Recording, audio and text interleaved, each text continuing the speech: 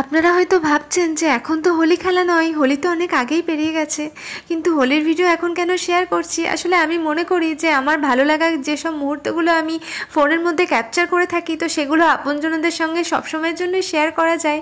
আসলে আমাদের মনটা সবসময়ের জন্যই রঙিন থাকে, আর মনের মধ্যে বসন্ত কিন্তু সবসময়ের জন্যই থাকে। তাই জন্য ভাবলাম একটুখানি শেয়ার করি আমাদের ভালো লাগাগুলো।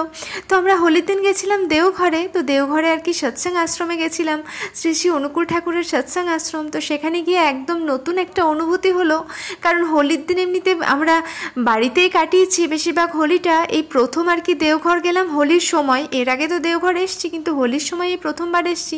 তো খুব ভালো লাগছিল, দিনটা সত্যি দারুণভাবে কাটিয়েছি। পুরো দিনটা যে কীভাবে কেটে গেল বুঝতেই পারিনি, কত চেনা মানুষ কত অচেনা মানুষ, তো সবাই মিলে আর কি রং খেলা, এক দারুণ অনুভূতি। তারপর ছেলেকে রং দিয়েছি, এই যে পাশের ভাইটাকেও রং দিয়েছি। তো সত্যি, আর পাশে না খুব জোরে আর কি কীর্তন হচ্ছিল, সবাই নাচানাচি করছিল, খুব ভালো লাগছিল। তো সত্যি আর কি দিনটা যে কীভাবে কেটে গেল বুঝতে পারিনি। তো ভিডিওটি শেয়ার করলাম, ভিডিওটি যদি ভালো লাগে তো পাশে থাকবেন বন্ধুরা।